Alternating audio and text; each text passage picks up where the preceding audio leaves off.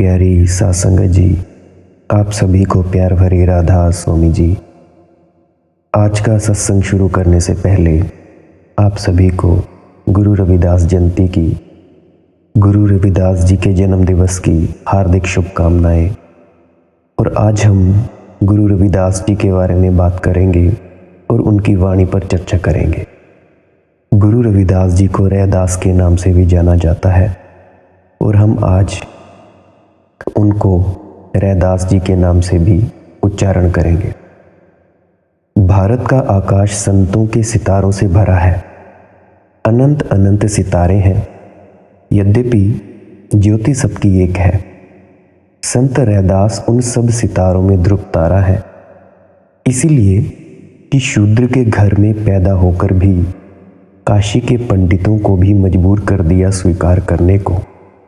महावीर का उल्लेख नहीं किया ब्राह्मणों ने अपने शास्त्रों में। बुद्ध की जड़ें काट डाली, बुद्ध के विचारों को उखाड़ फेंका। लेकिन रैदास में कुछ बात है कि रैदास को नहीं उखाड़ सके और रैदास को स्वीकार भी करना पड़ा। ब्राह्मणों के द्वारा लिखी गई संतों की स्मृतियों में रविदास जी सदा स्मरण किए गए। चमार के घर में पैदा होकर भी ब्राह्मणों ने उसको स्वीकार किया, वह भी काशी के ब्राह्मणों ने। बात कुछ अनेरी है, कुछ अनूठी है। महावीर को स्वीकार करने में अड़चन है, बुद्ध को स्वीकार करने में अड़चन है। दोनों राजपुत्र थे जिन्हें स्वीकार करना ज़्यादा आसान होता। दोनों श्रेष्ठ वर्ण के थे, दोनों क्षत्रिय थे, लेकिन उन्हें स्वीकार करना मुश्किल पड़ा। रैदास में कुछ रस है, कुछ सुगंध है जो मदहोश कर दे। रैदास से बहती है कोई शराब कि जिसे पी वही डोला। और रैदास अड्डा जमा कर बैठ गए थे काशी में, जहाँ की सबसे कम संभावना है, जहाँ का पंडित पाषाण हो चुका है। सदियों का पांडित्य व्यक्तियों के हृदयों को मार डालता है, उनकी आत्मा को जड़ कर देता है। रैदास वहाँ खिले फूले। रैदास ने वहाँ हजारों भक्तों को इकट्ठा कर लिया और छोटे मोटे भक्त नहीं, मीरा जैसी अनुभूति को उपलब्ध महिला ने भी रैदास को गुरु माना। मीरा ने कहा है, गुरु मिल्या रैदास जी कि मुझे गुरु मिल गए रविदास। भटकती फिरती थी, बहुतों में तलाशा था, लेकिन रैदास को देखा कि झुक गई। चमार के सामने राजरानी झुके तो बात कुछ तो रही होगी उनमें। ये कमल कुछ अनूठा रहा होगा, बिना झुके न रह जा सका होगा। रैदास कबीर के गुरु भाई हैं। रैदास और कबीर दोनों एक ही संत रामानंद जी के शिष्य हैं। रामानंद गंगोत्री हैं, जिनसे कबीर और रैदास की धाराएं बही हैं। रैदास के गुरु हैं रामानंद जैसे अद्भुत व्यक्ति और रैदास की शिष्य है मीरा जैसी अद्भुत नारी। इन दोनों के बीच में रैदास की चमक अनूठी है। रामानंद को लोग भूल ही गए होते अगर रैदास और कबीर न होते। रैदास और कबीर के कारण ही रामानंद जी को याद किया जाता है।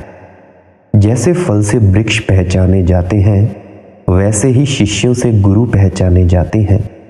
रविदास का अगर एक भी वचन न बचता और सिर्फ मीरा का यह कथन बचता, गुरु मिल्या रैदास जी, तो भी काफ़ी था। क्योंकि जिनको मीरा गुरु कहे, वह कुछ ऐसे वैसे को गुरु न कह देगी। जब तक परमात्मा बिल्कुल साकार ना हुआ हो, तब तक मीरा किसी को गुरु न कह देगी। कबीर को भी मीरा ने गुरु नहीं कहा, बल्कि रैदास को गुरु कहा। इसीलिए रैदास को मैं कहता हूँ, वे भारत के संतों से भरे आकाश में ध्रुव तारा हैं। उनके वचनों को समझने की कोशिश करना। रैदास इसीलिए भी स्मरणीय है कि रैदास ने वही कहा है जो बुद्ध ने कहा है, लेकिन बुद्ध की भाषा ज्ञानी की भाषा है। रैदास की भाषा एक भक्त की भाषा है, प्रेम की भाषा है। शायद इसीलिए बुद्ध को तो उखाड़ा जा सका, रैदास को नहीं उखाड़ा जा सका। जिसकी जड़ों को प्रेम से सींचा गया हो उसे उखाड़ना असंभव है। बुद्ध के साथ तर्क किया जा सका, बुद्ध के साथ विवाद किया जा सका, रैदास के साथ तर्क नहीं हो सकता, विवाद नहीं हो सकता। रैदास को तो देखोगे तो या तो दिखाई पड़ेगा तो झुक जाओगे, नहीं दिखाई पड़ेगा तो लौट जाओगे। प्रेम के सामने झुकने के सिवाय और कोई उपाय नहीं है, क्योंकि प्रेम परमात्मा का प्रकटीकरण है, अवतरण है।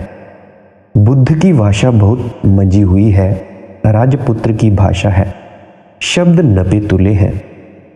शायद कभी कोई मनुष्य इतने नपे तुले शब्दों में ही नहीं बोला जैसा बुद्ध बोले हैं, लेकिन बुद्ध को भी तर्क का तूफान सहना पड़ा और बुद्ध की भी जड़ें उखड़ गईं। भारत से बुद्ध धर्म विलीन हो गया। रैदास ने फिर बुद्ध की बातें ही कही हैं पुनः, लेकिन भाषा बदल दी, नया रंग डाला। पात्र वही था, बात वही थी, शराब वही थी, बस जो अलग था वो था एक नई बोतल। और रैदास को नहीं उजाड़ा जा सका। ये जानकर तुम हैरान होगे कि चमार मूलतः बौद्ध हैं। जब भारत से बौद्ध धर्म उखाड़ डाला गया और बौद्ध भिक्षुओं को जिंदा जलाया गया और बौद्ध दार्शनिकों को खदेड़कर देश के बाहर कर दिया गया, तो एक लिहाज से तो ये अच्छा हुआ, क्योंकि इसी कारण पूरा एशिया बौद्ध हुआ। कभी कभी दुर्भाग्य से भी सौभाग्य छिपा होता है। जैन नहीं फैल सके क्योंकि जैनों ने समझौते कर लिए, बच गए, लेकिन क्या बचना। आज कुल 30-35 लाख की संख्या है। 5000 साल के इतिहास में 30-35 लाख की संख्या कोई संख्या होती है? बच तो गए, किसी तरह अपने को बचा लिया, मगर बचाने में सब गंवा दिया। बौद्धों ने समझौता नहीं किया, उखड़ गए, टूट गए, मगर झुके नहीं, और उसका फायदा हुआ। फायदा यह हुआ कि सारी एशिया बौद्ध हो गया, क्योंकि जहाँ भी बौद्ध दार्शनिक और मनीषी गए वहीं उनकी प्रकाश किरणें फैलीं, वहीं उनका रस बहा, वहीं लोग तृप्त हुए। चीन, कोरिया, दूर दूर तक बौद्ध धर्म फैलता चला गया। इसका श्रेय हिंदू पंडितों को है। जो भाग सकते थे वो भाग गए। भागने के लिए सुविधा चाहिए, धन चाहिए। जो नहीं भाग सकते थे, इतने दीन थे, दरिद्र थे, वे हिंदू जमात में सम्मिलित हो गए। लेकिन हिंदू जमात में अगर सम्मिलित हो तो सिर्फ शूद्रों में ही सम्मिलित हो सकते हो। ब्राह्मण तो जन्म से ब्राह्मण होता है, और क्षत्रिय भी जन्म से क्षत्रिय होता है, और वैश्य भी। सिर्फ अगर किसी को हिंदू धर्म में सम्मिलित होना है तो एक ही जगह रह जाती है, शूद्र, अछूत। वह असल में हिंदू धर्म के बाहर ही है, मंदिर के बाहर ही है। हो जाओ शूद्र अगर बचना है तो जो बौद्ध बच गए और नहीं भाग सके और मजबूरी में सम्मिलित होना पड़ा हिंदू धर्म में, वे ही बौद्ध चमार हैं, वे ही बौद्ध चमार हो गए। और क्यों चमार हो गए? एक कारण। कभी किसी ने सोचा भी ना होगा बुद्ध के समय में कि यह कारण इतना बड़ा परिणाम लाएगा। जिंदगी बड़ी रहस्यपूर्ण है। महावीर ने कहा है मांसाहार हिंसा है, पाप है, और ठीक कहा है। दूसरे को दुख देना, हत्या करना भोजन के लिए, इससे बड़ा पाप और क्या होगा? और फिर ये बात कहाँ रुकेगी? अगर पशु पक्षियों को खाओगे तो मनुष्य को खाने में क्या हर्ज है? जब पशु का मांस खा सकते हो तो आदमी का मांस खाने में क्या हर्ज है? और आदमी का मांस संभवतः सबसे ज़्यादा स्वादिष्ट है और सुपाच्य है। मेल भी तुमसे उसका बहुत खाएगा, और छोटे छोटे बच्चों का मांस तो बहुत स्वादिष्ट है। बात कहाँ रुकेगी फिर आदमी अगर मांसाहारी है तो उसका अंतिम तार्किक निष्कर्ष होगा कि वह आदमखोर हो जाएगा। आज आपने देखा होगा कि मौजूदा वक्त में चाइना में लोग बच्चों को भी खा लेते हैं और आदमखोर हो जाने से बड़ा पतन नहीं है, क्योंकि इस दुनिया में कोई पशु अपनी जाति के पशुओं को नहीं खाता। कुत्ता कभी कुत्ते का मांस नहीं खाएगा, कुत्ता कुत्ते को मार भी नहीं डालता। एक शेर शेर को नहीं मारता और उसका मांस नहीं खाता है। सिर्फ आदमी गिरे तो इतना गिर सकता है, उठे तो इतना उठ सकता है। आदमी एक सीढ़ी है जिसका एक छोर नरक में लगा है और दूसरा छोर स्वर्ग में। महावीर ने कहा था मांसाहार पाप है, और ठीक कहा था, लेकिन बुद्ध हमेशा चीज़ों को बहुत तोल कर कहते थे। इस संबंध में भी उन्होंने तोल कर वक्तव्य दिया। उन्होंने कहा मांसाहार पाप है, लेकिन अगर कोई जानवर मर ही गया हो तो उसके मांसाहार में क्या पाप हो सकता है। यह तार्किक दृष्टि से बात बिल्कुल सही है। मारने में पाप है, किसी को मारकर मत खाओ, लेकिन अपने आप मर गया कोई पशु, उसके मांस के खाने में क्या हर्जा है। तुम मार तो नहीं रहे, तुम हिंसा तो नहीं कर रहे, तुम हत्या तो नहीं कर रहे। यह बात तर्कयुक्त तो है, लेकिन तर्क से कहीं जीवन चला है। आज सारे बौद्ध देशों में हर होटल पर यह तख्ती लगी होती है कि यहाँ मरे हुए पशु के मांस को ही बेचा जाता है। केवल मरे हुए पशुओं का मांस ही बेचा जाता है। करोड़ों करोड़ों लोगों के लिए रोज रोज इतने पशु मरते कहाँ हैं? अपने आप। और अगर पशु अपने आप मरते हैं तो इतने इतने बड़े बूचड़खाने कौन चलाता है और किस लिए चलाता है? जैसे भारतीय होटलों में लिखा रहता है यहाँ शुद्ध घी का उपयोग किया जाता है, ऐसे ही चाइना और जापान में लिखा होता है यहाँ केवल अपने आप मरे हुए जानवरों का मांस ही बिकता है। रास्ता मिल गया।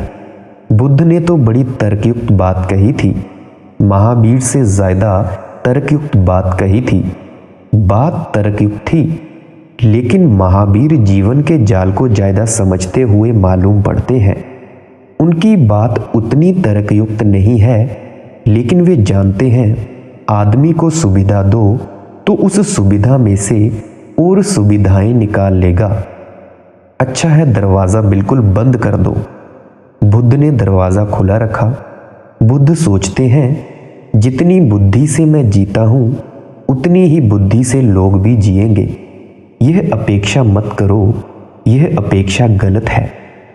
चमार भारत में अकेली एक ऐसी जाति है जो मरे हुए जानवरों का मांस खाती है और खाती थी, और यही परिणाम है उनका कि वे बौद्ध थे कभी। और दूसरे प्रमाण भी हैं, लेकिन ये बहुत बड़ा प्रमाण है कि वे बौद्ध थे, क्योंकि भारत में कोई दूसरी जाति मरे हुए जानवर का मांस नहीं खाती थी। इसी आधार पर डॉक्टर भीमराव अंबेडकर जी ने यह निर्णय किया कि चमारों को कम से कम और संभव हो तो सभी शूद्रों को पुनः बौद्ध हो जाना चाहिए, क्योंकि मूलतः हम बौद्ध थे। रैदास चमार हैं। जैसे किसी गहन अंतस्थल में बुद्ध अब भी गूंज रहे हैं, वही आग। लेकिन रैदास ने उस आग को आग नहीं बनने दिया, उस आग को रोशनी बना लिया। आग जला सकती है और प्रकाश भी दे सकती है। बुद्ध के वचन अंगारों जैसे हैं। बड़ा साहस चाहिए उन्हें बचाने का। अंगारे बचाओगे तो साहस तो चाहिए ही चाहिए, पर रैदास के वचन फूलों जैसे हैं। बचा जाओगे तब पता चलेगा कि आग लगा गए। आग के फूल हैं, आग की फुलझड़ियां हैं, देखने में फूल लगते हैं। इसीलिए बुद्ध तो स्वीकार नहीं हो सके, लेकिन रैदास को हिंदुओं ने भक्त शिरोमणि कहा है। भक्तमाल में रैदास को और भक्तों के साथ गिना गया है। लेकिन हिंदू पंडित स्वीकार भी करे तो भी अपने पांडित्य से कुछ न कुछ बेईमानियां निकाल लेता है। उसने बेईमानियां निकाल ली।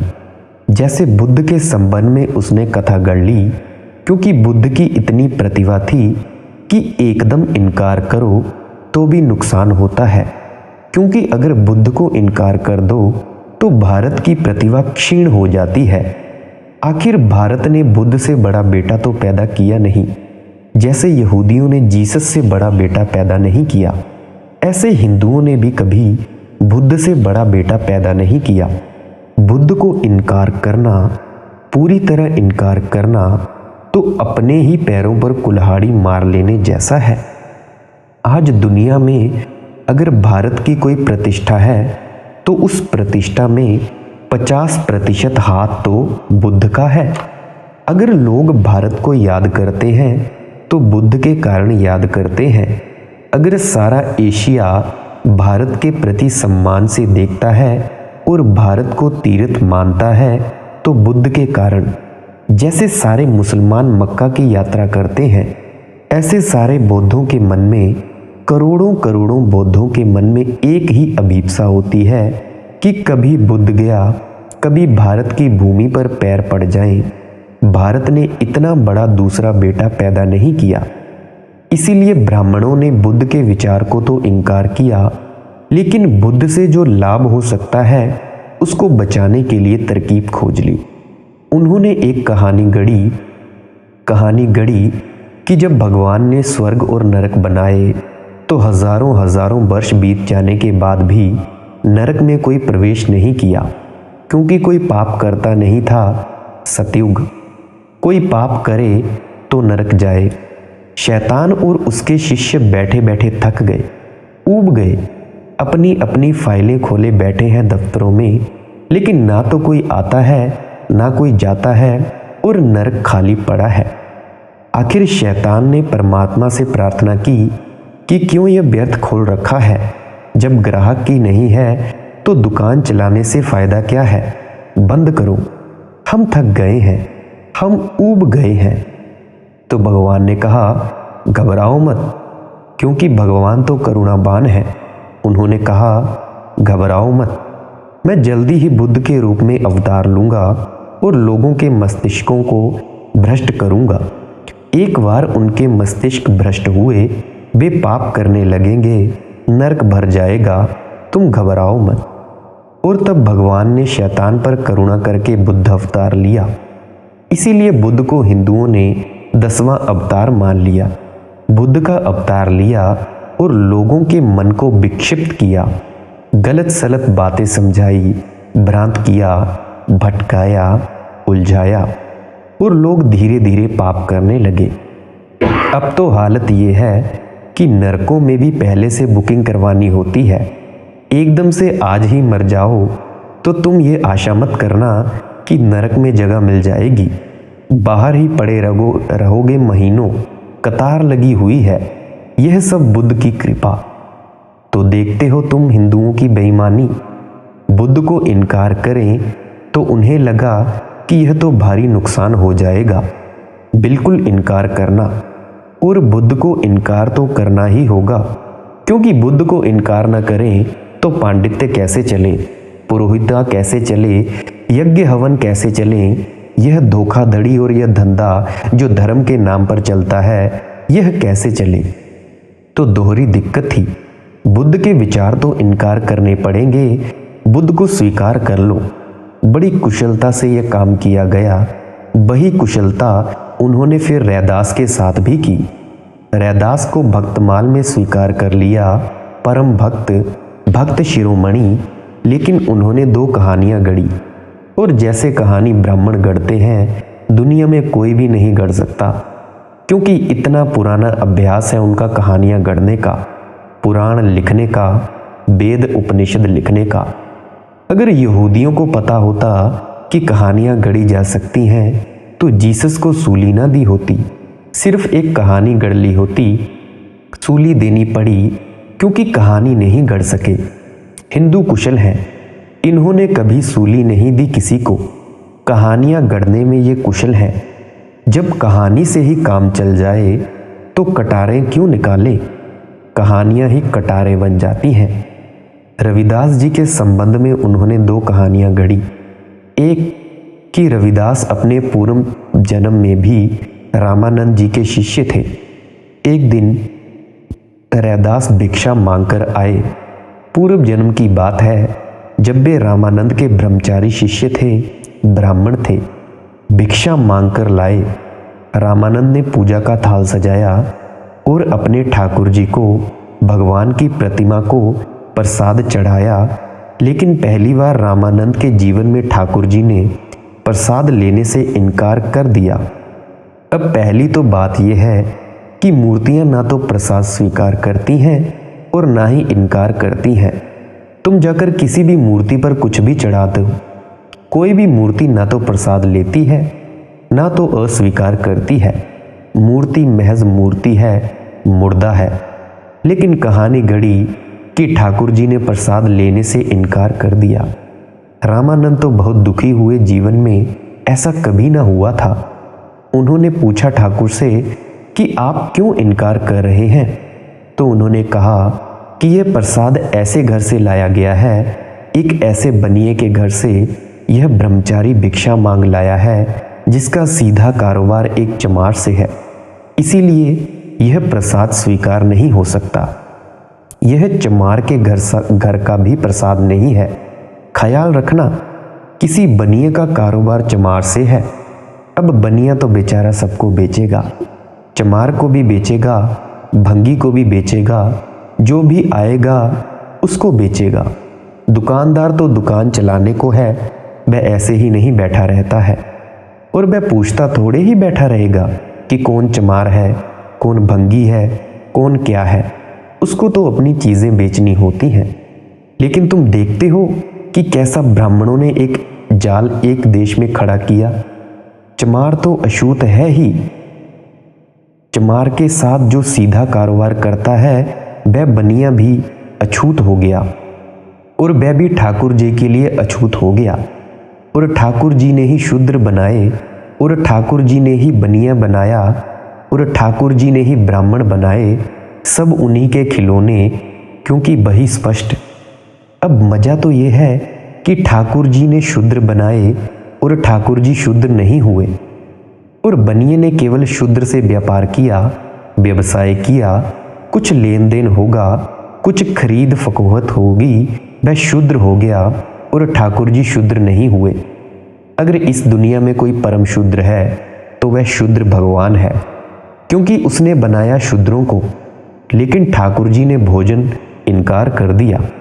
रामानंद तो क्रोध से आग बबूला हो गए। ये बात भी झूठी है, क्योंकि रामानंद जैसा व्यक्ति जो रैदास और कबीर जैसे व्यक्तियों को अपने चरणों में झुकाने में समर्थ हो सका, वह क्रोधित हो जाए, ये बात तो असंभव है।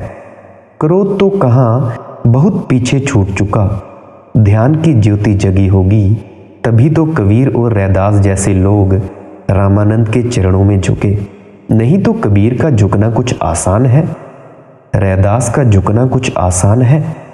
वह क्रोधित हो गए ऐसी छोटी सी बात पर। और मैं जानता हूँ कि अगर रामानंद क्रोधित भी होते तो ठाकुर जी पर होते, उठाकर फेंक दिया होता ठाकुर जी को। कम से कम मैं यही करता कि रास्ता लगो, कि बाहर रिक्शा खड़ा है, रिक्शा पकड़ो और भागो, लौट कर यहाँ मत आना। क्या बेहूदगी की बात है ये कि किसी शूद्र का व्यापार है किसी बनिए से, इसीलिए बनिए के घर से लाया गया सीधा प्रसाद नहीं बन सकता। रामानंद जैसे हिम्मत के आदमी से ठाकुर जी ऐसी बातें करेंगे? ऐसी धोस जमाई होगी ठाकुर जी को कि छठी का दूध याद दिया जाता। अगर मारना ही था, अगर क्रोध ही करना था, तो फिर कभी मुंह नहीं किया होता ठाकुर जी की तरफ। ठाकुर जी मनाते फिरते। लेकिन यह तो मैं मान ही नहीं सकता कि रामानंद उस गरीब ब्रह्मचारी पर नाराज हो गए और उन्होंने अभिशाप दे दिया कि जा, मर जा इसी क्षण, और शूद्र के घर में, चमार के घर में तेरा जन्म होगा। अरे यह अभिशाप ही देना था तो ठाकुर जी को देना था कि जा, मर जा इसी क्षण और तेरा जन्म हो चमार के घर में। तो ठाकुर जी को भी कुछ पता चलता कि कभी कभी ऐसे लोगों से भी मिलना हो जाता है, ऐसे लोग जिनमें तलवार की धार होती है। इस गरीब ब्रह्मचारी को, जो कि बिल्कुल अनजान है, जिससे अगर कोई पाप भी हुआ हो, अगर इसे कोई पाप भी समझे तो भी अनजान हुआ है, गया था भिक्षा मांगने, उस भिक्षा में इस वैश्य के घर से भिक्षा मांग ली। अब क्या यह पता लगाए कि इसकी दुकान पर कौन कौन खरीदने आते हैं, शूद्र, चमार या भंगी? ये कैसे पता लगाए? क्या यह इसके सारे के सारे खाते बही देखे तब यह भिक्षा मांग के लाए? मगर कहानी गढ़ने में ब्राह्मण सच में कुशल है और कहानियां प्रचलित कर देते हैं और लोक मानस में कहानियां बैठ जाती हैं। गरीब ब्रह्मचारी उसी क्षण मर गया और एक शूद्र के घर में, एक चमार के घर में जन्म लिया। फिर कहानी और मज़ेदार बात कहती है कि था तो आखिर वह भी ब्राह्मण ब्रह्मचारी चमारिन के गर्भ से पैदा हुआ, तो उसने चमारिन का दूध पीने से इनकार कर दिया। एक दफ़ा हो गई भूल बहुत, जब ठाकुर जी तक प्रसाद नहीं लेते तो यह छोटा सा बच्चा जो अभी अभी पैदा हुआ है, पहले दिन का, इसने दूध लेने से इनकार कर दिया। यह माँ का दूध ना पिए। कोई और रास्ता ना देखकर गांव में रामानंद की ख्याति थी। वह चमारिन रामानंद के चरणों में पहुंची और कहा कि कुछ करें। देखा इसको तो उन्हें याद आया कि यह तो अपना ही ब्रह्मचारी है। दया आई, सोचा होगा कि बच्चू काफ़ी दुख भोग चुके, कान फूंका, अभी अभी ये बच्चा पैदा हुआ है, इसका कान फूंका और राम नाम दिया। जब राम नाम दिया तब उसने दूध पिया। ये एक कहानी उन्होंने गढ़ी, इसीलिए चूंकि रैदास पूर्व जन्म के ब्राह्मण हैं, उनको भक्तमाल में स्वीकार किया, नहीं तो उनको भक्तमाल में स्वीकार नहीं कर सकते थे। उनको भक्तों में इसीलिए स्वीकार किया, उनकी भक्ति के कारण नहीं। समझ लेना ये तर्क, उनके परमात्मा के प्रति समर्पण के कारण नहीं, उनकी प्रार्थना की अद्भुतता के कारण नहीं, उनके ध्यान की गरिमा के कारण नहीं, उनके समाधि के अनुभव के कारण नहीं, ईश्वर साक्षात्कार के कारण नहीं। ये सब बातें गौण हैं। असली बात तो ये है कि वे पूर्व जन्म के ब्राह्मण हैं, इसीलिए उनको भक्त स्वीकार किया। कहानी चल पड़ी, लेकिन लोगों को कैसे भरोसा आए कि यह कहानी सच है? अब पूर्व जन्म किसी ने देखा तो है नहीं। रामानंद कहते हैं, पंडित कहते हैं, मगर क्या पता। तो दूसरी कहानी भी गढ़ी कि लोगों ने एक बार बहुत आग्रह किया कि रैदास को कि आप कुछ प्रमाण दें कि आप पिछले जन्म के ब्राह्मण हैं। और मैं ये मान ही नहीं सकता कि रैदास और प्रमाण देंगे इस बात का। अगर रहे भी हों ब्राह्मण तो भी प्रमाण नहीं देंगे, क्योंकि यह प्रमाण देना गलत होगा। अगर रहे भी हों ब्राह्मण तो भी प्रमाण देंगे कि मैं पिछले जन्म में क्या, जन्मों जन्मों से चमार हूँ, शूद्र हूँ, रैदास, और प्रमाण देंगे पिछले जन्म के ब्राह्मण का। रैदास इतने नीचे नहीं उतरेंगे। लेकिन कहानियाँ तुम्हें जैसी गढ़नी हो तुम गढ़ सकते हो। तो कहते हैं रैदास ने प्रमाण दिया। उन्होंने अपनी चमड़ी उधेड़ दी और चमड़ी जब उधड़ी तो स्वर्ण, यज्ञोपीत, जनेऊ सोने का चमड़ी के भीतर छिपा हुआ निकला। तब लोगों ने माना, इसीलिए उनका भक्तमाल में स्मरण किया गया है, महान भक्तों की तरह।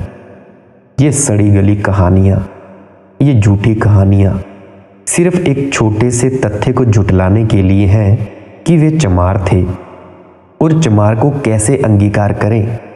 लेकिन मैं तुमसे कहता हूँ कि ये सब कहानियाँ झूठी हैं।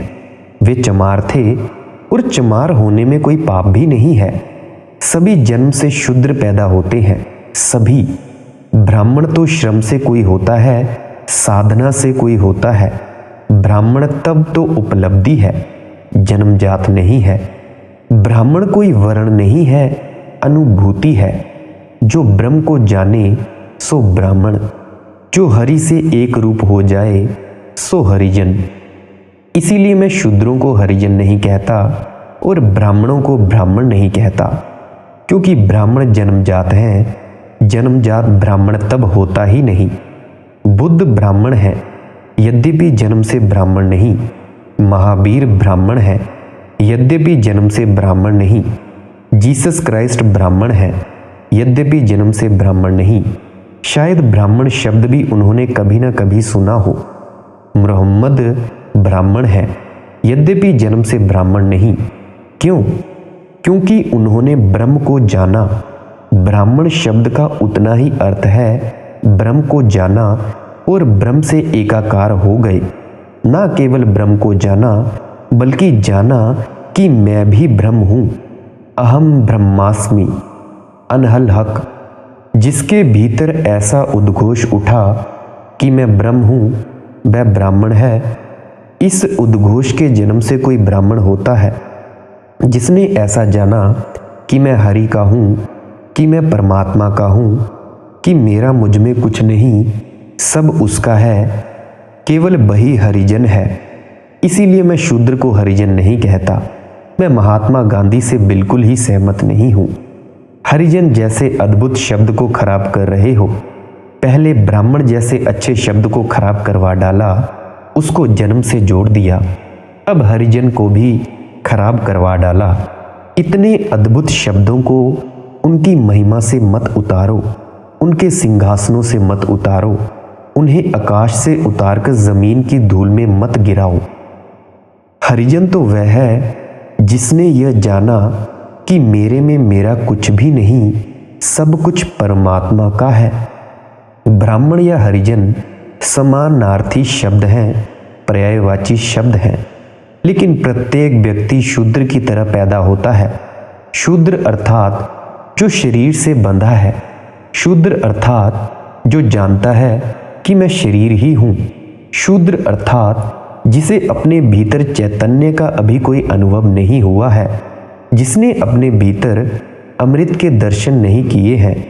और ब्राह्मण वह जिसने जाना कि मैं शरीर नहीं हूँ, मन भी नहीं हूँ, मन और शरीर से पार चैतन्य हूँ। जिसे साक्षी का अनुभव हुआ है वह ब्राह्मण है। लेकिन रैदास के संबंध में ये कहानियाँ झूठी हैं, ऐसा मैं स्पष्ट कहना चाहता हूँ आपको। अब तक किसी ने ऐसा कहा नहीं ये कहानियाँ झूठी हैं। ये झूठी होनी ही चाहिए। इनके सब अंग झूठे हैं। पहले तो वे ठाकुर जी झूठे जो चमार से संबंधित होने के कारण किसी बनिए का सीधा स्वीकार ना करें। वे ठाकुर जी शूद्रों से भी गए बीते। वे ठाकुर जी नहीं, चमार। फिर रामानंद क्रोधित हों और क्रोधित हों तो ठाकुर जी पर हों। गरीब ब्रह्मचारी का क्या कसूर? रामानंद क्रोधित हो ही नहीं सकते। और रामानंद जैसा व्यक्ति अभिशाप दे, असंभव, बिल्कुल असंभव। फिर रैदास जैसा बच्चा माँ का दूध इसीलिए ना पिए क्योंकि वह चमारिन है। दूध भी कहीं चमार और ब्राह्मण हुआ है? माँ भी कभी चमार और ब्राह्मण हुई है? माँ सिर्फ माँ होती है, दूध सिर्फ दूध होता है। अगर तुम्हें भरोसा ना हो तो एक चमार स्त्री का दूध और एक ब्राह्मण स्त्री का दूध लेकर चले जाना डॉक्टर के पास और कहना कि बता दो कौन सा चमार का है और कौन सा ब्राह्मण का। करवा लेना विश्लेषण। दुनिया की कोई ताकत सिद्ध नहीं कर सकेगी कि यह ब्राह्मण का दूध है और यह चमार का दूध है। दूध भी कहीं ब्राह्मण और चमार का होता है। हड्डी, मांस, मज्जा कहीं ब्राह्मण और चमार की होती है। और जब हड्डी, मांस, मज्जा चमार की नहीं होती तो आत्मा कैसे चमार की हो जाएगी? और बड़े आश्चर्य की बात है, तुम दूध पी लेते हो भैंस का और कभी नहीं सोचते कि भैंस का दूध पी रहे हो कहीं भैंस ना हो जाए। छोटे बच्चों जैसी बातें। छोटे बच्चे इस तरह की भ्रांतियों में पड़ जाएं तो पड़ सकते हैं। भैंस का दूध पीने से तुम भैंस नहीं हो जाओगे, मगर इस दुनिया में मूर्खों की कोई गिनती नहीं है। एक बड़े राजनेता मेरे मित्र थे, मेरे साथ एक बार सफ़र को गए। बड़ी मुश्किल खड़ी हो गई। वे सिर्फ सफ़ेद गाय का ही दूध पिए। मैंने उनसे पूछा कि काली गाय में क्या खराबी है? क्या आप सोचते हैं काली गाय का दूध काला हो जाता है? अरे दूध तो सफ़ेद ही है, चाहे गाय काली हो चाहे सफ़ेद गाय का हो। उन्होंने कहा कि नहीं, काला रंग तमस का प्रतीक है। होगा तमस का प्रतीक, लेकिन दूध थोड़े ही काला हो जाएगा। मैंने उनसे कहा, फिर भैंस के बाबत क्या ख्याल है? भैंस का दूध तो मैं देख ही नहीं सकता, उन्होंने कहा। मैंने पूछा, क्यों? उन्होंने कहा, भैंस का दूध पीने से आदमी की बुद्धि भैंस की तरह हो जाती है। तब तो बड़ी मुश्किल हो जाएगी। गोभी खाओगे, खोपड़ी गोभी जैसी हो जाएगी, बड़ी मुश्किल में पड़ जाओगे। करेला खा लिया कि आत्मा कड़वी हो गई। कुछ खाओगे, कुछ पियोगे, जियोगे कि मरना है। मैं नहीं मान सकता कि बच्चे ने चमारिन का दूध पीने से इनकार किया हो। बच्चे इतने मूर्ख नहीं होते हैं। इतनी मूढ़ताएं तो बहुत बाद में आती हैं। इतनी मूढ़ताओं के लिए तो काफ़ी अनुभव चाहिए। बच्चे इतने बुद्ध नहीं होते। इतने बुद्ध होने के लिए तो काफ़ी शिक्षा, संस्कार और सभ्यता ज़रूरी है। इतनी मूढ़ता के लिए तो काफ़ी धार्मिक होना आवश्यकता है। इसीलिए कहानी तो बिल्कुल झूठ है। कहानी में कोई सार नहीं है, मगर कहानियाँ इस बात की खबर दे रही हैं कि भारत का मन कितना कलुषित हो गया है कि हम अपने श्रेष्ठतम लोगों को भी सीधा सीधा स्वीकार नहीं कर सकते। जैसे हैं वैसा स्वीकार नहीं कर सकते। लेकिन मैं तुमसे कहना चाहता हूँ कि रैदास भारत के आकाश में ध्रुव तारे की भांति है। ब्राह्मण होकर ब्राह्मणत्व को उपलब्ध होना कठिन नहीं है, क्योंकि सारी सुविधा वहाँ है। राजपुत्र होकर बुद्ध हो जाना कठिन नहीं है, क्योंकि सारी सुविधा वहाँ है। जैनों के 24 तीर्थंकर ही राजाओं के बेटे हैं। सुविधाएं हैं, सुख है, वैभव है। और जब सुख हो, वैभव हो, तो सुख वैभव से मुक्त हो जाने में अड़चन नहीं होती, क्योंकि साफ दिखाई पड़ जाता है कि इनमें कुछ सार नहीं है। जिसके पास धन है उसे धन में असारता दिखाई पड़ ही जाती है। अब बुद्ध को सारी सुंदर स्त्रियां उपलब्ध थी, इसीलिए जल्दी ही स्त्रियों से ऊब गए, ऊब ही जाएंगे। जो चीज़ तुम्हारे पास है तुम उससे ऊब जाते हो, तुम भी जानते हो ये। तुम्हारे पास जो है उससे तुम ऊब जाते हो। तुम्हारे पास जो नहीं है उससे ऊबने के लिए बहुत प्रतिभा चाहिए, बहुत ही ज़्यादा प्रतिभा चाहिए। तुम्हारे पास जो है उससे ऊबने के लिए तो कोई प्रतिभा की ज़रूरत नहीं है। धनी धन से ऊब जाता है, भोगी भोग से ऊब जाता है। जिसको संसार में सब तरह की सफलताएं मिलती हैं वह सफलताओं से ऊब जाता है। यह तो विफल आदमी है जो सफलता से नहीं ऊबता। उसे मिली ही नहीं तो कैसे ऊबे। यह तो निर्धन है जो धन में आशा टिकाए रखता है। यह तो अविवाहित है जो विवाहित होने का विचार करता है। विवाहित से तो पूछो, वह आत्महत्या के विचार कर रहा है, चाहे मर ना सके, क्योंकि मरना भी कोई आसान काम नहीं है। अविवाहित विवाह की सोचता है, विवाहित लोगों को देखता है तो सोचता है कितने आनंद में न जी रहे होंगे ये, दाम्पत्य का सुख भोग रहे हैं। और दंपत्ति भी ऐसा दिखाने की कोशिश करते हैं कि वे बहुत ही ज़्यादा खुशी हैं और वे सुखी हैं। लेकिन कहाँ का दाम्पत्य और कहाँ का सुख। सुख इस जगत में मिलता कहाँ है। सिर्फ दिखावे हैं, झूठी मुस्कुराहटें हैं, चिपकाई हुई, ऊपर से लगाए गए रंग हैं। जरा सी वर्षा हो जाए, बह जाए। कहावत है न कि एक पड़ोसी के बगीचे की घास ज़्यादा हरी मालूम पड़ती है, अपनी घास सूखी सूखी लगती है, क्योंकि तुम्हें अपनी घास निकट से देखने का मौका मिलता है। पड़ोसी की घास तुम्हें दूर से दिखाई पड़ती है। दूर से दुर्गुण नहीं दिखाई पड़ते। जब व्यक्ति दूर होते हैं एक दूसरे से तो दुर्गुण नहीं दिखाई पड़ते, जब पास होते हैं तब उनमें दुर्गुण दिखाई पड़ते हैं।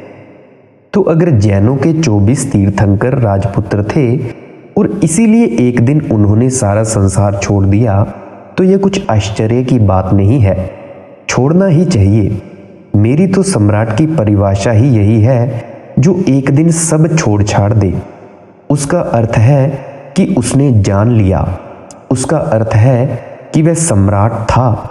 जो पकड़े ही रहे, समझो कि अभी गरीब है, दीन है, दरिद्र है। लेकिन रैदास अनूठे हैं। गरीब चमार के घर में पैदा हुए, जहाँ ना तो धन है, ना तो पद है, ना प्रतिष्ठा, और फिर भी पद, प्रतिष्ठा और धन के पार उठ गए। इसीलिए कहता हूँ कि रविदास ध्रुव तारा हैं। गुरु रविदास जी की वाणी है, बिनु देखे उपजै नहीं आसा, जो दिसै सो होई बिनासा। वर्ण सहित जो जापै नामू, सो जोगी केवस निह कामू। जब तक तुम्हें परमात्मा की थोड़ी झलक न मिले, तब तक तुम्हें ना तो आशा जगेगी, ना आश्वासन पैदा होगा, ना आस्था का जन्म होगा। लाख दूसरे लोग कहते रहें कि ईश्वर है, तुम सुन भी लोगे, शायद मान भी लो, मगर भीतर हमेशा ही एक संदेह बना रहता है।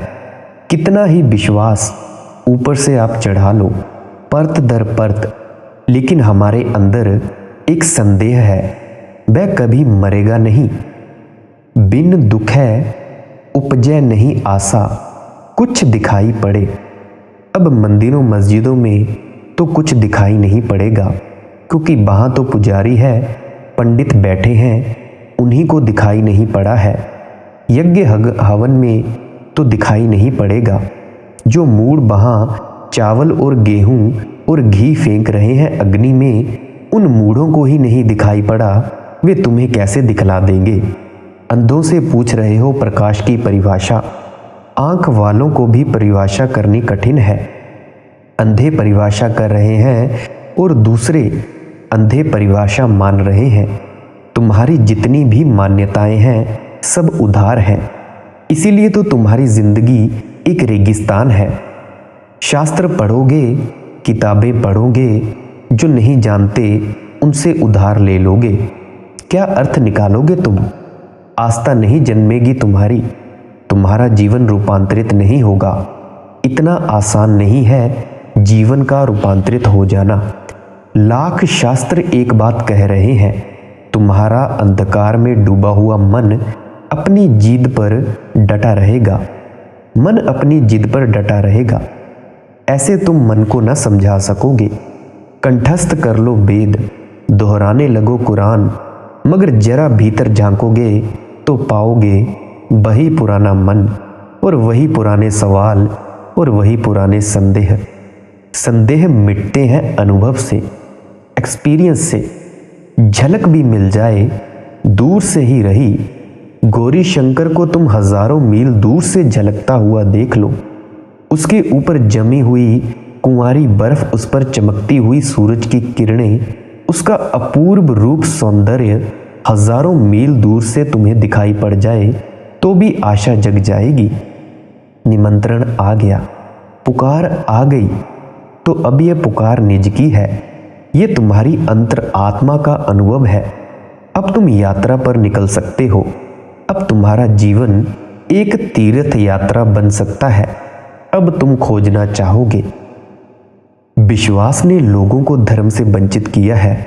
विश्वास ने लोगों का धर्म मार डाला है। रैदास ठीक ही कहते हैं, बितु देखे उपजे नहीं आशा, कि झलक भी मिल जाए, जरा सी झलक, दूर की झलक, और आशा जगी और आशा अंकुरित हुई और आशा में ही आस्था का फल लगेगा। जो दिखे सो हुई निवासा। और भी एक अद्भुत बात है कि जिसने उसकी झलक भी देख ली वह विनष्ट हो गया, उसका अहंकार मिट गया। दो नहीं रह सकते, तुम और परमात्मा दोनों साथ साथ कभी नहीं रह सकते। कबीर ने भी कहा है, प्रेम गली अति सांकरी, तामे दोना समाये। बड़ी संकरी गली है प्यार की, प्रीति की, उसमें दो कभी नहीं समा सकते। या तो तुम या परम आत्मा। वह दिख गया तो तुम गए। तुम अंधकार जैसे हो, रोशनी हो गई कि तुम गए। और पंडितों ने तुम्हें इतना नुकसान पहुंचाया है कि उनकी बातें सुनते सुनते अगर कभी तुम किसी सद्गुरु के पास भी पहुंच जाओ तो उसकी बातों पर भी तुम्हें भरोसा नहीं आएगा। तुमने इतनी बातों पर भरोसा किया और धोखा खाया। तुमने इतने धोखे खाए हैं, 100 में से 99 मौक़ों पर तुम्हें धोखे दिए गए हैं, तो 100वें मौके पर अगर सच्चा हीरा भी हाथ में आ जाए तुम उसे फेंक ही दोगे। तुम्हारी आंखें ही अब आस्था करने में जैसे असमर्थ हो गई हैं। ये एक बहुत बड़ा दुर्भाग्य है। इसीलिए बुद्ध आते हैं, महावीर आते हैं, कृष्ण आते हैं, कबीर आते हैं, रैदास आते हैं, थोड़े से ही लोग उनका लाभ ले पाते हैं। अधिक लोग उनको भी समझते हैं कि ये शायद शास्त्र को ही दोहरा रहे हैं। अधिक लोग सोचते हैं शायद ये भी शास्त्र की ही व्याख्या कर रहे हैं।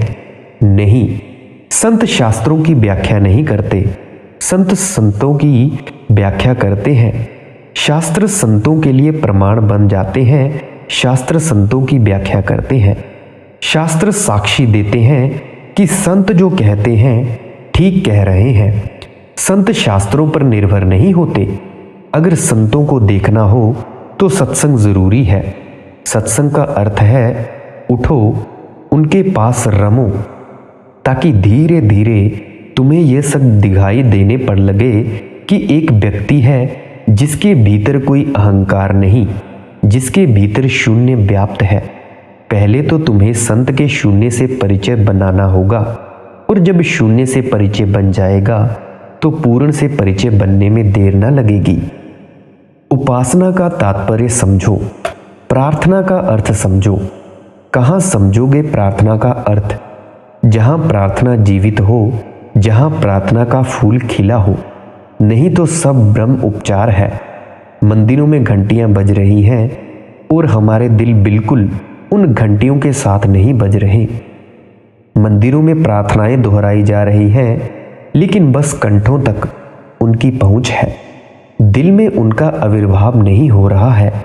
मंदिरों में लोग औपचारिकता निभा रहे हैं, परमात्मा के साथ भी शिष्टाचार चल रहा है, व्यवहार चल रहा है।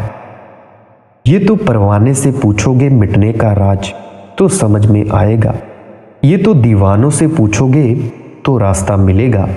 यह तो पागलों से पूछोगे, प्रेम के पागल जो हैं, तो प्रार्थना का तात्पर्य समझ में आएगा। जब तुम मिटने को तैयार हो जाते हो तभी प्रभु को देखने की क्षमता आती है।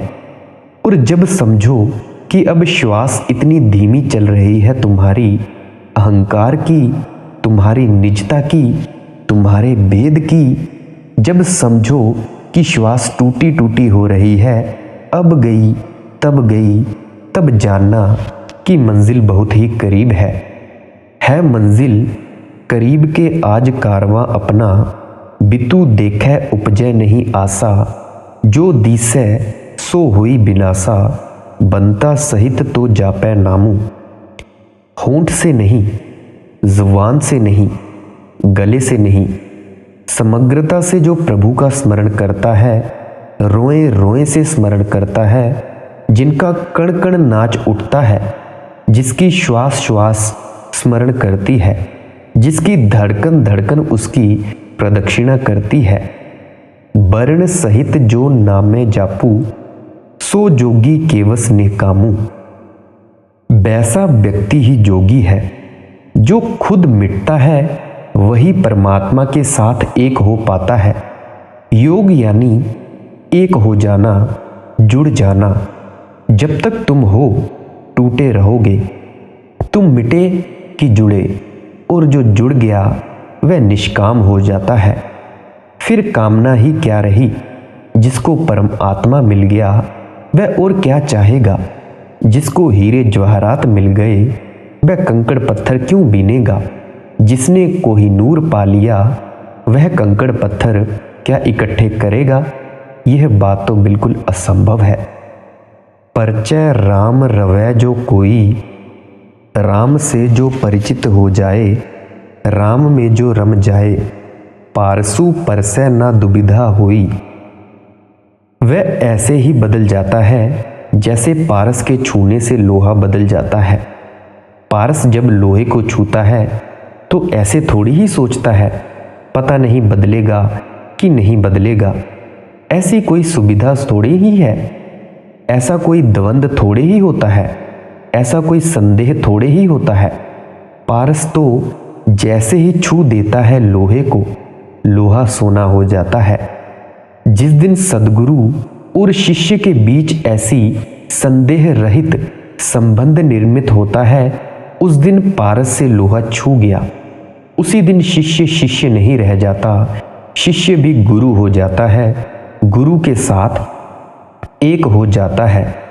सो मुनि मन की दुविधा खाई, बिनु द्वारे त्रैलोक समाई। वही है मुनि जिसने मन की दुविधा छोड़ दी। मन हमेशा दुविधा में है, यह करूं वह करूं, क्या ना करूं। जो मन की दुविधा छोड़ देता है वही मुनि है। जो मन से मुक्त हो जाता है वही मुनि है। बिनु द्वारे त्रैलोक समाई। और जिसने अपने मन को छोड़ दिया, दुविधा छोड़ दी, जो एकांत भाव से परमात्मा में लीन होने को तत्पर हो गया, जो अपने को मिटाने के लिए राजी है लेकिन परमात्मा को पाकर रहेगा, ऐसा जिसके भीतर संकल्प उठा, ऐसी अहरनिश पुकार उठने लगी, वह बिना किसी द्वार के तीनों लोक में समा जाता है, बिना किसी द्वार के परमात्मा में प्रवेश कर जाता है। तुम्हें कोई रोक नहीं सकता। अगर तुम आमादा ही रह गए तो ना कोई दीवार रोक पाएगी, ना कोई जंजीरें रोक सकती हैं।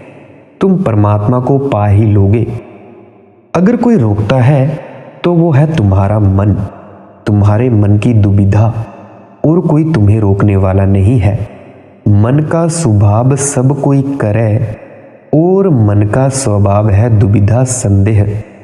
मन का स्वभाव सब कोई करे, करता होई सु अनभय रहे। रविदास जी कहते हैं, सब मन की मानकर चल रहे हैं, इसीलिए दुखी है। मन की मत मानो, मन से ऊपर उठो, मन के साक्षी बनो। देखो मन का द्वंद्व, देखो मन का उपद्रव, मन का देखो नरक और जागो मन से। मन निद्रा है, तुम साक्षी हो, तुम मन नहीं हो। ऐसा अगर तुम कर पाओ, जाग पाओ, करता हुई सु अनभय रहे। जैसे ही तुम मन से जागे, तुम परमात्मा के साथ एक हो जाओगे। तुम एक हो ही, मन के कारण एक नहीं हो, ऐसी भ्रांति पैदा हो गई है। परमात्मा है स्पष्ट करता, तुम उसके साथ हो गए तो तुम भी स्पष्ट हो गए, तुम भी करता हो गए। और जो स्पष्ट हो गया, करता हो गया, उसने जीवन में भय कहाँ, वह अनभय हो जाता है। उसके जीवन से सारे भय समाप्त हो जाते हैं। खुशी खुशी में न गम में कोई मलाल मुझे, बन दिया है मोहब्बत ने बेमिसाल मुझे। फिर ना तो कोई दुख में दिखाई पड़ता है, ना तो वो सुख में सुखी दिखाई पड़ता है। एक बेजोड़ अनुभव पैदा होता है। प्रेम परवानों को वहाँ ले आता है, उस मंजिल पर, उस मुकाम पर जहाँ से सब द्वंद्व पीछे छूट जाते हैं, सारी द्वैत खत्म हो जाती है। सुख के, दुख के, दिन के, रात के, जीवन के, मृत्यु के, बसंत के, पतझड़ के। फल कारण फूली बनराई, फलू लागा तब फूल बिलाई। रैदास कहते हैं, फल के लिए फूल खिलते हैं। जब फूल खिलता है तो यह मत सोचना कि अपने लिए खिलता है, फल के लिए खिलता है। जैसे ही फल लग जाता है, फूल गिर जाता है। हम सब यहाँ परमात्मा के लिए हैं कि परमात्मा हम में लग सके, वही फल है। और जिसने उसे पी लिया, उसे पा लिया, वही सफल है। शेष सब असफल हैं। और जैसे ही फल लग जाएगा, तुम बिला सकोगे। तुम तो फूल हो, काम पूरा हो गया। फूल का काम इतना था कि फल के लिए राह बना दे। जैसे ही फूल का काम पूरा हो गया, फूल बिला जाता है। अपने को पकड़कर मत बैठे रहो, तुम मंजिल नहीं हो। तुम मुकाम नहीं हो। जायदा से जायदा सराएं हो, घर नहीं हो। चल पड़ना है सुबह होते ही, एक पड़ाव हो। इसी पर रुक नहीं जाना है। मनुष्य एक साधन है, मनुष्य साध्य नहीं है। मनुष्य का अतिक्रमण करना है। फ्रेडरिक नीत्शे का एक प्रसिद्ध प्रवचन है, वह दिन सबसे अभागा दिन होगा मनुष्य के इतिहास में। नीत्शे ने यह कहा, जिस दिन आदमी अपने से ऊपर उठने की कोशिश छोड़ देगा, जिस दिन आदमी अपना अतिक्रमण करना छोड़ देगा, वह दिन सबसे अभागा दिन होगा। मैं नीत्शे से संबंध में राजी हूँ। मनुष्य की गरिमा यही है कि वह अपने से ऊपर उठने का प्रयास करता है। कुत्ते कुत्ते ही रहते हैं, सिंह सिंह ही रहते हैं, कबूतर कबूतर ही रहते हैं, गुलाब केवल गुलाब ही रहते हैं। कोई अपने से ऊपर नहीं उठता। सिर्फ मनुष्य है एक जो अपना अतिक्रमण कर सकता है। इसमें कभी कोई बुद्ध, कभी कोई नानक, कभी कोई रैदास पैदा हो जाता है। तुम्हारी भी यह क्षमता है, लेकिन एक हिम्मत तुम्हें समझ लेनी चाहिए। फूल को विलीन हो जाना होगा फल के प्रकट होते ही। असल में फूल का विलीन होना और फल का प्रकट होना एक साथ ही घटते हैं, लेकिन कुछ लोग बस आदमी होने में ही लगे रहते हैं। यह यात्री दल चल पड़ा है। यह कतार तीर्थंकरों की, अवतारों की, बुद्धों की, संतों, पैगंबरों, मसीहाओं की। यह यात्री दल चल पड़ा है। तुम सम्मिलित हो जाओ इस दल में। इसीलिए मैं पुकार रहा हूँ कि आप हो जाओ सन्यासी। सन्यासी होने का अर्थ है यात्री दल में सम्मिलित हो जाओ। कब तक इंतजाम ही करते रहोगे? कुछ लोग कहते हैं होंगे, ज़रूर होंगे, अभी हम इंतज़ार कर रहे हैं। कहीं ऐसा ना हो कि तुम अपना बोरिया बिस्तर बांधते बांधते पीछे ही रह जाओ और यात्री दल बहुत दूर निकल जाए। कब तक तैयारी ही करते रहोगे तुम? कुछ लोग ऐसे ही हैं जो तैयारी ही तैयारी करते रहते हैं। एक बार एक व्यक्ति हमेशा रेलवे का टाइम टेबल पढ़ता रहता है। मैंने उनसे पूछा कि भाई, दुनिया में और भी पढ़ने की चीज़ें हैं, तू भी खूब रेलवे का टाइम टेबल पढ़ता है। वह कहता है कि यात्रा का इंतज़ाम करता हूँ, अगले वर्ष मसूरी जा रहा हूँ। तब मैंने कहा कि पिछले वर्ष तू कह रहा था कि अगले वर्ष शिमला जा रहे हैं। उसने कहा वह इरादा बदल दिया। और उसके पहले तू कह रहा था कि सूरत जा रहे हैं, वह भी इरादा बदल दिया। मैंने कहा मसूरी का पक्का है? उसने कहा अभी तो पक्का है, अब अगला साल आए तब देखेंगे। तैयारियां ही कर रहा है। ऐसे ही लोग हैं जो तैयारियां ही कर रहे हैं। जब तुम गीता पढ़ते हो, कुरान पढ़ते हो, बाइबिल पढ़ते हो, तो क्या पढ़ रहे हो? टाइम टेबल, रेलवे की समय सारिणी कि कहाँ जाएं, स्वर्ग जाएं कि नरक जाएं, कि 7वां स्वर्ग ठीक रहेगा कि 6वां जचता है। सामान ही बांधते रहोगे कि कभी यात्रा पर भी निकलोगे? बहुत देर वैसे ही हो चुकी है। सारा अभ्यास योग, ध्यान, तप, सारा अभ्यास परमात्मा का ज्ञान हो जाए, अनुभव हो जाए, इसीलिए है। इन्हीं में मत उलझाना। नहीं तो कुछ लोग जिंदगी इसी में लगा देते हैं कि वे आसन ही साध रहे हैं। मैं ऐसे लोगों को जानता हूँ जो जिंदगी भर से आसन ही साध रहे हैं। भूल ही गए कि आसन अपने आप में व्यर्थ है। ध्यान कब साधोगे? और ध्यान भी अपने आप में काफ़ी नहीं है। समाधि कब पाओगे? और समाधि भी अपने आप में काफ़ी नहीं है। ये सब साधन ही साधन है, सीढ़ियाँ हैं। सीढ़ियों पर मत अटक जाना। सीढ़ियाँ बहुत प्यारी भी हो सकती हैं, स्वर्ण मंडित भी हो सकती हैं, उनका भी अपना सुख हो सकता है। लेकिन ध्यान रखना कि सीढ़ियाँ मंदिर की हैं, प्रवेश मंदिर में करना है। मंदिर का राजा, मंदिर का मालिक भीतर विराजमान है। सब अभ्यास करो, लेकिन एक ध्यान रहे, सब अभ्यास साधन मात्र हैं। ध्यान हो, पूजा हो, आराधना हो, सब अभ्यास हैं और साधन है। एक ना एक दिन इन्हें छोड़ देना है। कहीं ऐसा ना हो कि अभ्यास करते करते अभ्यास में ही जकड़ जाओ। ऐसी ही अड़चन हो जाती है। लोग पकड़ लेते हैं फिर अभ्यास को, फिर वे कहते हैं 30 वर्षों से साधा है, ऐसे कैसे छोड़ दें। तो फिर साधन ही साध्य हो गया। फिर तुम अंधे हो गए, फिर तुम रेलगाड़ी में बैठ गए और ये भूल ही गए कि कहाँ उतरना है। एक बार एक व्यक्ति जिसका नाम मनदीप था सफ़र कर रहा था। टिकट कलेक्टर ने उसे टिकट पूछा। यह जेब देखी उसने, वह जेब देखी, बिस्तर खोला, सूटकेस खोला, सारी चीज़ें फैला दी। कलेक्टर भी चिंतित हो गया। उसने कहा रहने दीजिए, भले आदमी मालूम होते हैं, टिकट आपके पास ज़रूर होगी। तब उसने कहा कि ऐसी की तैसी टिकट की, तुम्हारे लिए कौन टिकट खोज रहा है। उसने कहा फिर तुम किसके लिए टिकट खोज रहे हो। तब उस आदमी ने जवाब दिया कि मैं इसीलिए खोज रहा हूँ कि मुझे जाना कहाँ है। जाना कहाँ है यह याद रखना। कहीं ऐसा ना हो कि ट्रेन में ही बैठे रहो, याद भी भूल जाए कि कहाँ जाना है। एक शराबी एक टैक्सी में बैठा। उसने कहा जल्दी करो, मुझे फलाना होटल में पहुंचना है, और तेजी से। 1 सेकंड बाद गाड़ी तो चली नहीं। टैक्सी ड्राइवर ने कहा कि आ गया होटल, उतरिए। शराबी उतरा और बोला कितने पैसे। पैसे दिए 5 रुपये और चलते वक्त ड्राइवर से बोला कि तुम इतनी तेज़ से गाड़ी मत चलाया करो।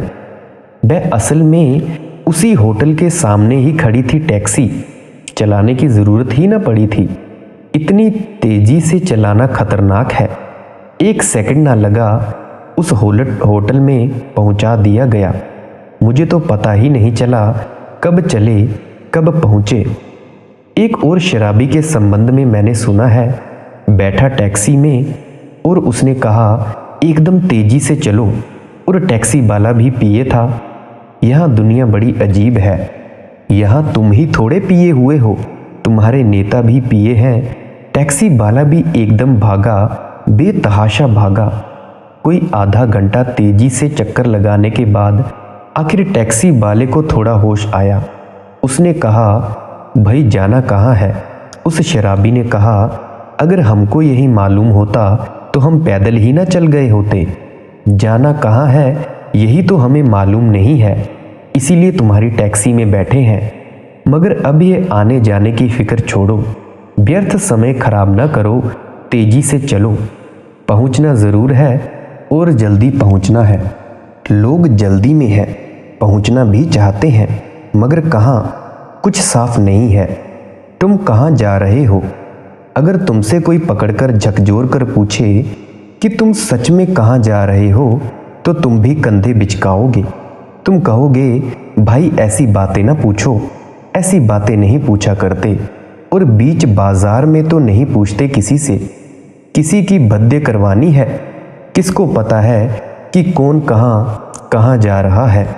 और लोग ऐसे कठिन सवाल नहीं उठाना चाहते, क्योंकि कठिन सवालों से बेचैनी पैदा होती है।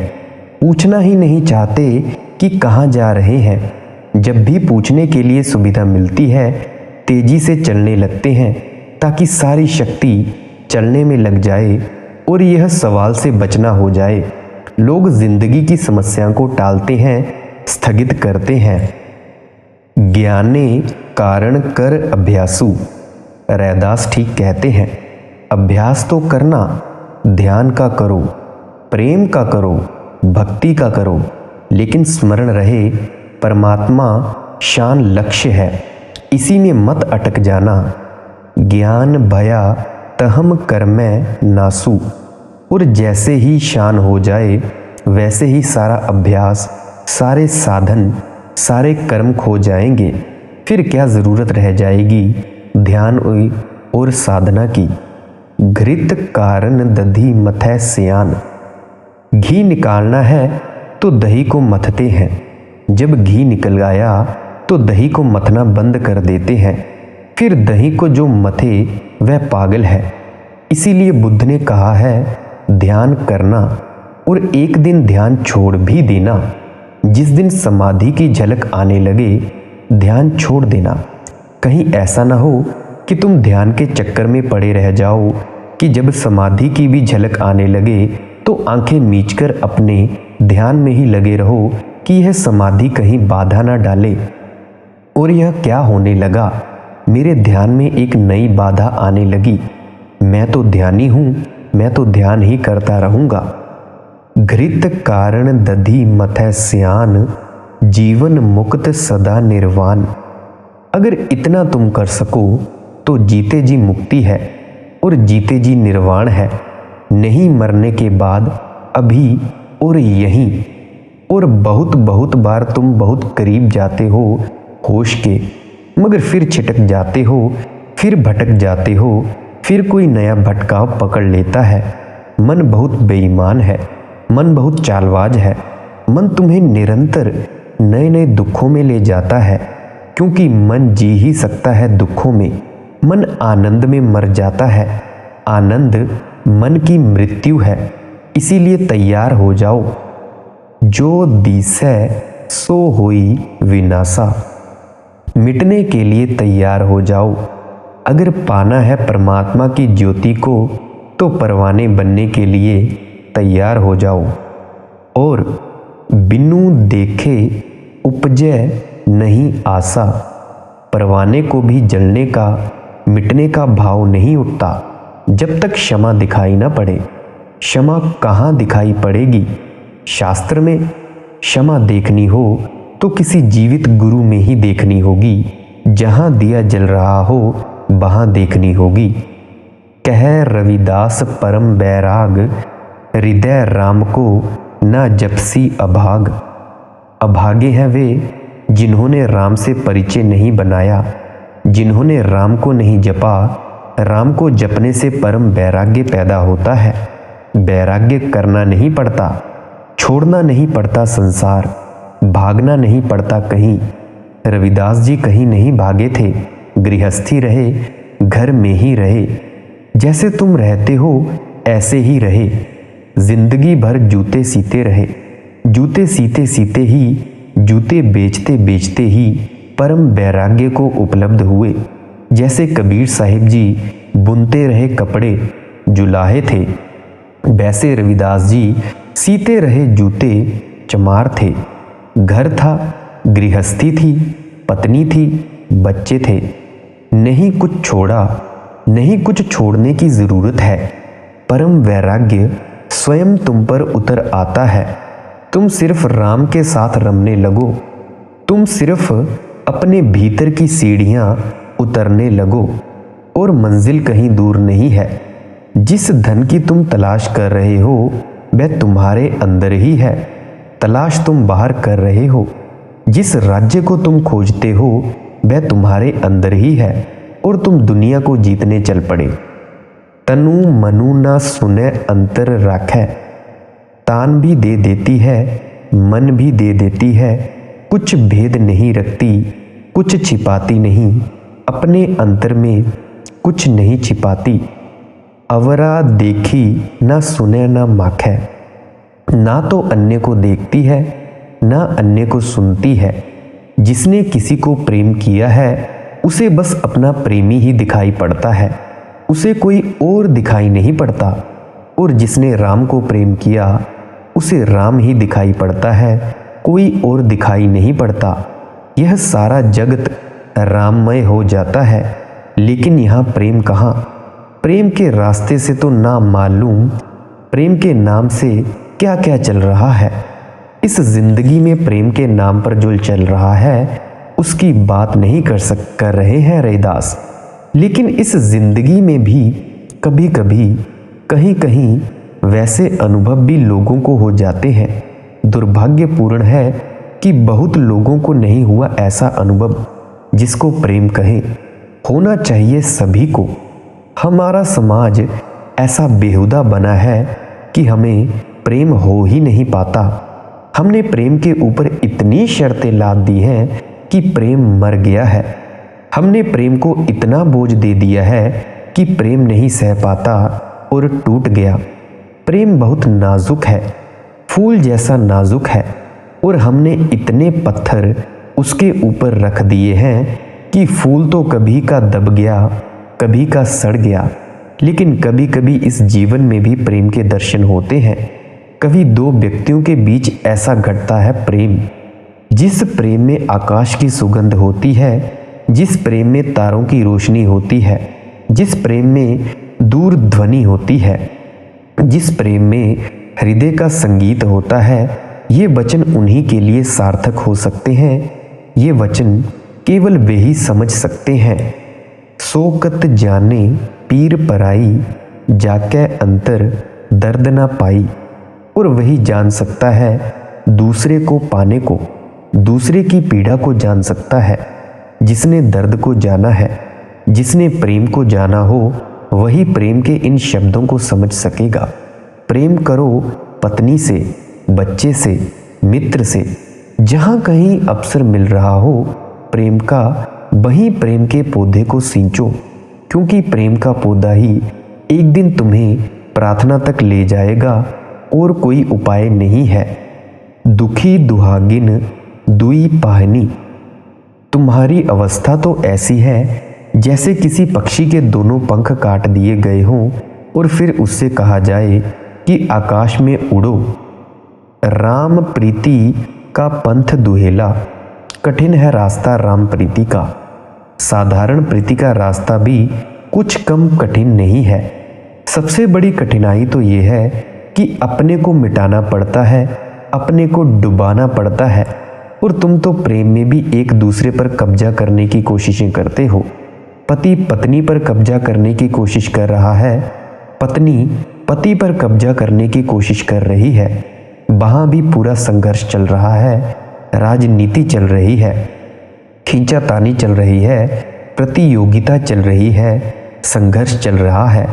मीठी मीठी बातों के पीछे छिपी कटारें चल रही हैं।